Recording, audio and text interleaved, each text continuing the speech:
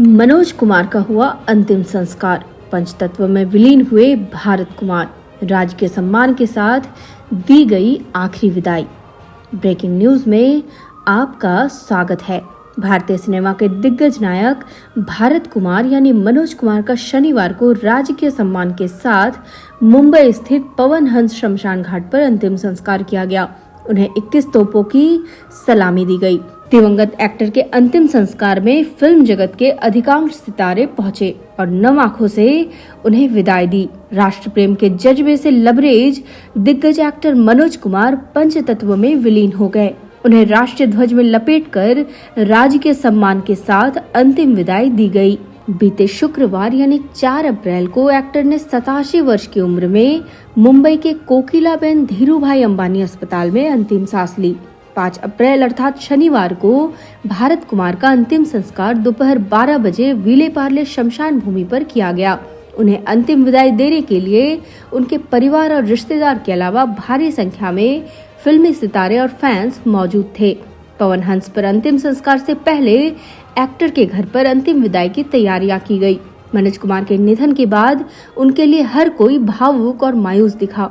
सभी ने उन्हें नम आंखों से अंतिम विदाई दी। उन्हें आखिरी विदाई पर श्रद्धांजलि देने के लिए अमिताभ बच्चन से लेकर अभिषेक, सलीम खान, अरबाज खान, प्रेम चोपड़ा जैसे तमाम सेलिब्रिटीज मौजूद थे। शुक्रवार को उनके निधन के बाद शनिवार को अंतिम संस्कार का फैसला लिया गया। दरअसल उनकी फैमिली के कुछ सदस्य विदेश में थे, इसलिए उनका अंतिम संस्कार आज किया गया। धर्मेंद्र से लेकर हेमा मालिनी, सलमान खान, शाहरुख खान, अक्षय कुमार, कंगना रनौत जैसे तमाम सेलिब्रिटीज ने एक्टर के निधन पर दुख जताया और उन्हें याद किया। मिली जानकारी अनुसार मनोज कुमार 21 फरवरी से कोकिलाबेन अस्पताल में भर्ती थे। नामचीन एक्टर उम्र के चलते सांस और हृदय की बीमारी से जूझ रहे थे। वहीं अस्पताल ने भी एक ऑफिशियल स्टेटमेंट जारी कर बताया कि मनोज कुमार के पार्थिव शरीर को अस्पताल में ही रखा गया। यहीं से उनका पार्थिव शरीर अंतिम संस्कार के लिए पवन हंस को जाया गया।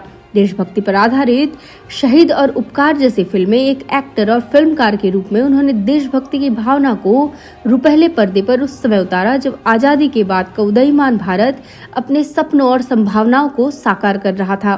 मनोज कुमार ने साल 1960 और 1970 के दशक के दौरान उपकार, पूरब और पश्चिम और रोटी कपड़ा और मकान जैसी फिल्मों के जरिए उभरते भारत की कहानियों को बड़े पर्दे पर शानदार तरीके से बयां किया।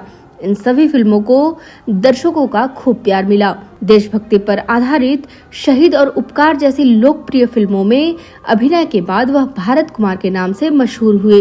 देशभक्ति पर आधारित फिल्मों के जरिए दर्शकों के दिल में जगह बनाने वाले मनोज कुमार ने हिमालय की गोद में, दो बदन और पत्थर के सनम जैसी फिल्मों के रोमांटिक नायक के रूप में भी अपना लोहा मनवाया। मनोज कुमार को पहली सफलता 1962 में फिल्म हरियाली और रास्ता से मिली, जिसमें वह माला सिन्हा के साथ नजर आए।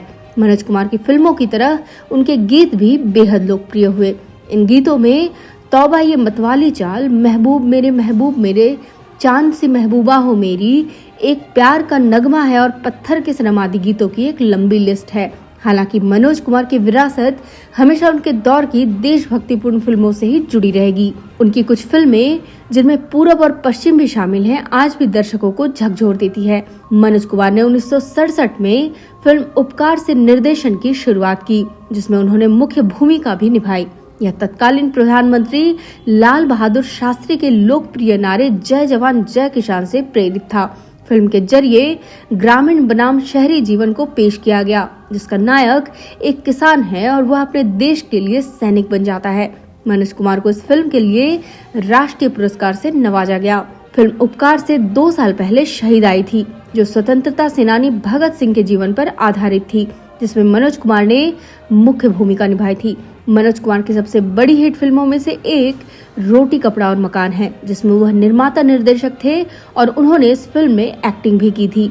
मनोज कुमार का असली नाम हरि कृष्ण गिरी गोस्वामी था। उनका जन्म वर्ष 1937 में अविभाजित भारत के एबटाबाद शहर अब पाकिस्तान में हुआ था। वर्ष 1947 में विभाजन के बाद उनका परिवार पाकिस्तान में अपना सब कुछ छोड़कर दिल्ली आ गया। वह उनके परिवार के लिए बहुत ही मुश्किल समय था। उन्होंने अपने 2 महीने के भाई को खो दिया।